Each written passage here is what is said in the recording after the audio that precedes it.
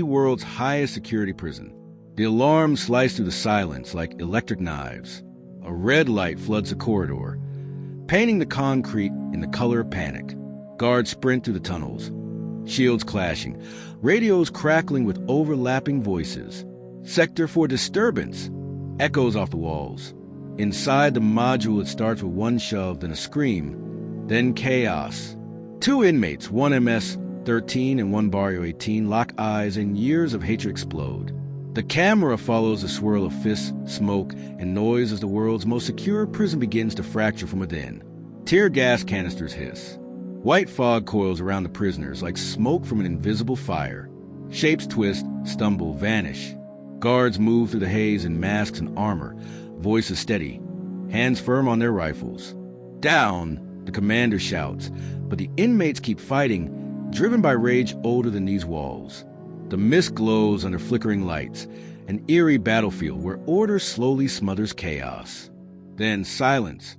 Coughing fades, metal drops, and only the hum of ventilation remains. The floor is littered with overturned bowls, spilled rice, and the weight of exhaustion. One guard kneels beside a motionless man. Medic, he calls, but the response is only echo. Cameras record everything, cold and impartial, as if time itself refuses to look away. CECOT breathes again, but differently, slower, darker. Morning drips into corridors like weak light through a storm. Guards in black armor line up the inmates. Every head is counted, every eye avoided. 6 men injured, 1 critical.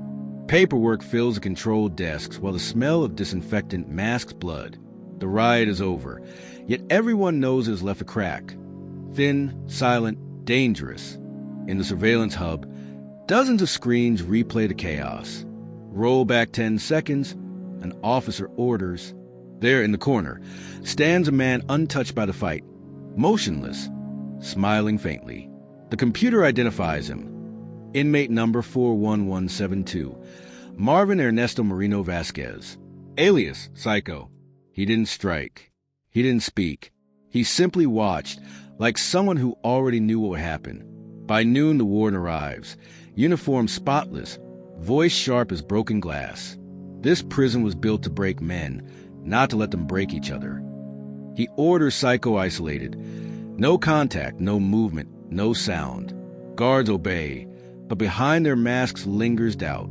In a place designed to erase humanity, silence itself begins to feel alive. Elsewhere, life pretends to return to normal. Inmates kneel for inspection, hands on heads. 18-year-old Tomas dares a whisper. "Did you see the fight last night?" The older man beside him doesn't look up. "I heard who watched." "Psycho." Tomas breathes. "Don't say that name," the man warns. "Not here." The boy lowers his head, feeling the weight of unseen eyes. Metal clicks in the armory. 2 guards clean rifles in silence. One mutters. They don't fight to escape.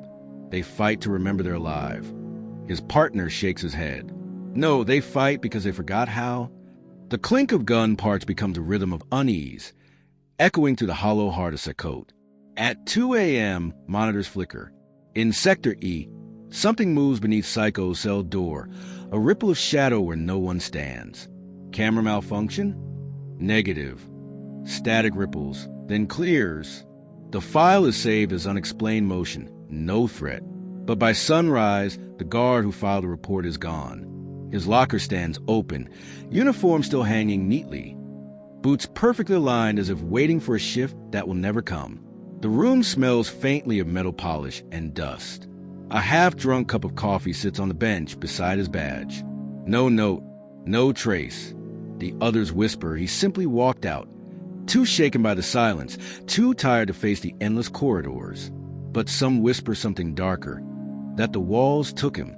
In CECOT, absence feels heavier than death. When a man disappears, no one files a report. They just lower their voices and move on.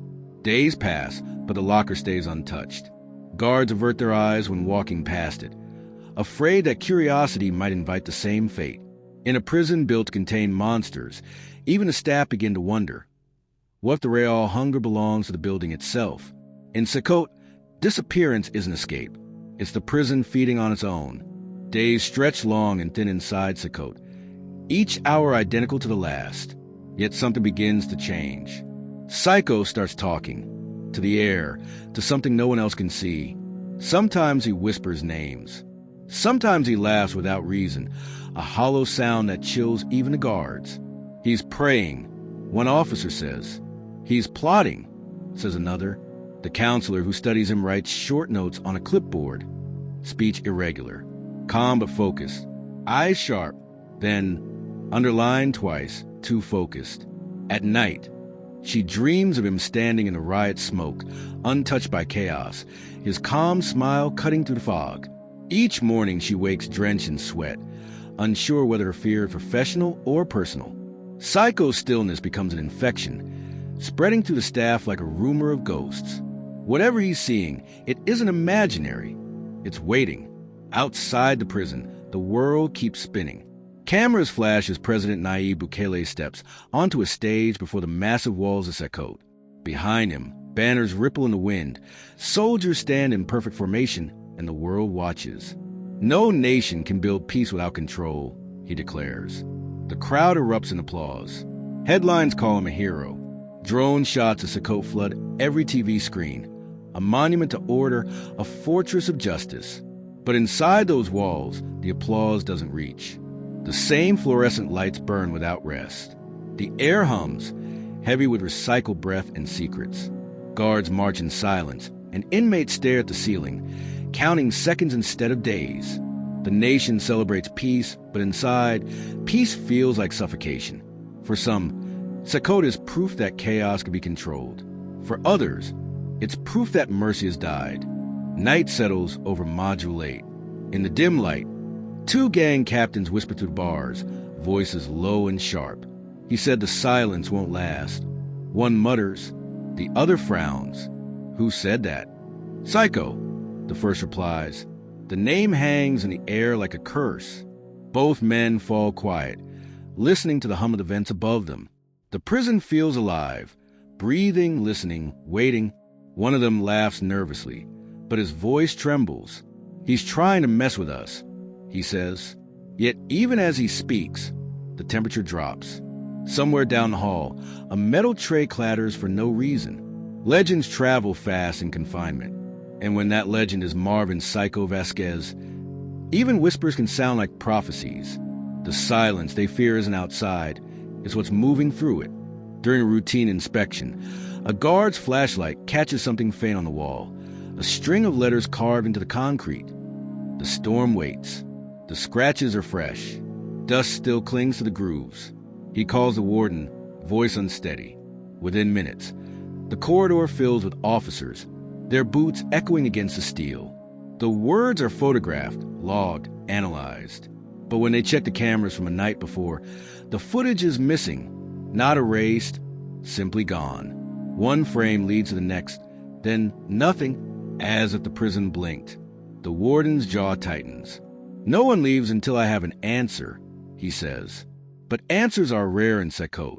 The message stays, carved deep like a promise. The storm waits, and everyone inside begins to feel it, because waiting storms always break. The control room glows with a dozen blue monitors. Officers scrub the recordings, rewind, fast forward, zoom, but the same glitch repeats. A minute of blankness. Just a system error, someone mutters, but no one believes it. In a prison that records every breath, losing 60 seconds feels like a miracle or a warning. The warden watches in silence. His reflection flickers in the glass, broken by static. Find out what happened, he orders. The technicians nod, but avoid his gaze. When they leave for the night, the monitors keep playing on their own, looping the last visible frame. Psycho's cell door, perfectly still, faint static crawling along its edge. In CECOT, even the machines seem to listen. Midnight, rain hammers the outer walls like gunfire. Lightning splits the sky, revealing the mountain outlines around CECOT. Inside, the lights flicker once, twice. Then Psycho opens his eyes in the dark. It begins again, he whispers. The power grid hums and dies. 5 seconds of total blackness. The entire fortress blind. For those 5 seconds, The only sounds are breathing, footsteps, and distant thunder. When power returns, the lights flicker uncertainly, like they've seen something they shouldn't. The guards exchange nervous glances. No one admits it, but those 5 seconds felt longer than time itself.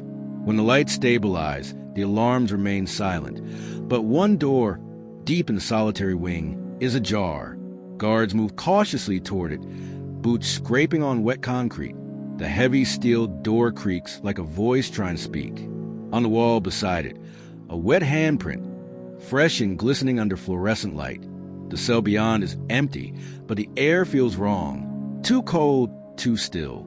They radio the command center, but the feed from that section shows nothing. No movement, no malfunction, just darkness. The warden orders a full lockdown, but something invisible has already crossed that threshold. In CECOT, even an open door feels like a warning written in breath. Morning breaks gray and heavy. The warden walks the solitary corridor alone. The echo of his boots bounces off the concrete like a heartbeat. He stops at the open door. 5 fingers are pressed deep into the wall, grooves like claws. "Who was in this cell?" he demands. The officer checks his chart. "No one, sir. It's been empty for a week." The warden stares at the handprint. The cement is still damp. Then, above the door, faint letters scratched into paint come into focus. One word, psycho. The warden's throat tightens. Behind him, the corridor hums with electricity, though no lights flicker. It's as if the entire prison is whispering that name. The camera is focused on Psycho's cell. He sits perfectly still, eyes half open, tattoos glistening faintly under blue light. For a long moment, nothing happens. Then he lifts his head and looks straight into the camera, calm, deliberate. The microphone crackles to life. His voice is low, steady, cold. "Even hell," he says, "has a way out." The feed freezes.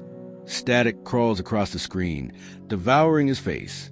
Guards rush to reboot the system, but all recordings from that moment are gone. The world's most secure prison falls into silence again, but this time, the silence feels alive.